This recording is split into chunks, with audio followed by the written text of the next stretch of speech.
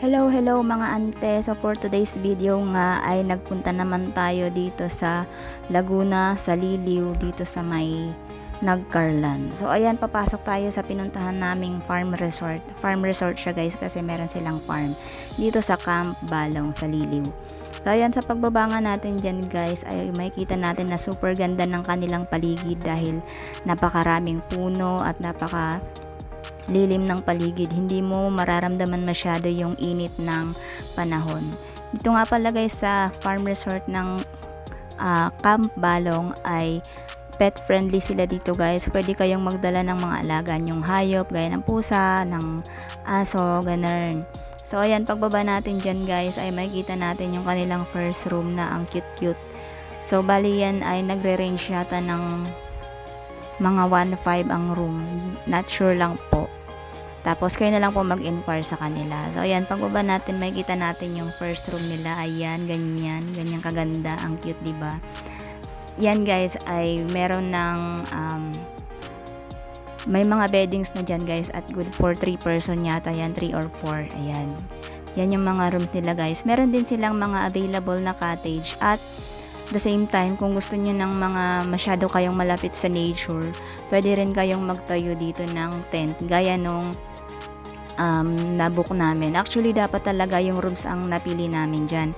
Kaya lang nagkaroon ng aberya pagdating dun sa kanilang tawag dun yung sa staff nila. Yan. So, ayan yung mga kasama ko dyan sa gilid. Naka-tent lang kami guys.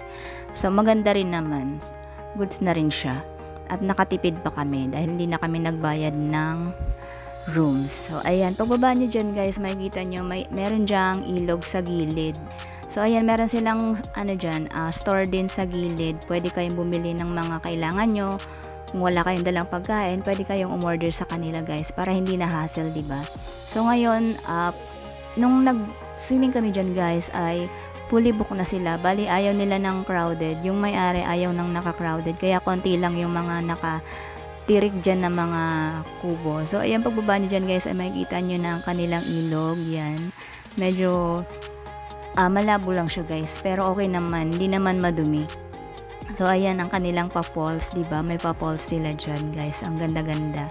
So dyan kami nag-swimming dyan. Tapos pag-akyat nyo nga dyan, pagtapos ng ilog na yan, ay meron na dito sa gilid na pool. Ayan, malinis na yan naman dyan guys, kasi medyo na filter na nila yan yung tubig, diba? Oh, ang ganda, diba? So ayan yung pinakamalaking cottage nila, for family yan. Tapos dun sa may bandang dulo ay meron silang parang ang pang VIP na room, parang ano bang tawag doon, Copacabana ba yun? Basta ayun na yun. So ayan na nga, ayan sure guys. Ayun ang ganda, may pa-curtains sila diyan. So ayan lang guys yung kabuuan ng kanilang pool. Tapos yan ay spring water. So malamig na malamig yung kanilang tubig. At ayun na nga, pagdating dito ay inikot ko na ang kanilang buong farm, ang kanilang resort. At medyo napagod ang ante nyo. Meron silang paduyan dito. Ayan, ganda-gandahan siya dyan, ganyan. Dahil napagod na ang tuhod, nanigas na, yan, charing. Tapos ayun na nga, pag-akyat nga dito ay marami silang taniman dyan guys. Pwede kayo mag-picture kung gusto nyo. Ayan, medyo masakit lang sa tuhod yung pagpaakyat na. Pero goods naman na to guys. Para sa mga gusto talagang pagbanding sa nature. Ayan. Pwede nyong dalhin dito yung pamilya nyo. Kung sakali pagod na sila sa work, pwede nyo silang dalhin dito para makapag-relax sila guys. Sobrang nakaka-relax ng paligid. Lalo na yung lagaslas ng tubig dyan. Ayan, ganda-gandahan na naman siya dahil sobrang hiningal na siya guys. Hiningal ang anting nyo. Ayan, naganda-gandahan sa upuan. Ayan guys, so sobrang ang ganda ng kanilang paligid dyan guys. Hindi kayo magsisisi sa pagpunta nyo dito guys kasi sulit na sulit talaga yung ibabayad nyo. Ayan, kahit di na kayo magdala ng food kasi meron silang mga available na food dyan. May water, may yellow. Ayan.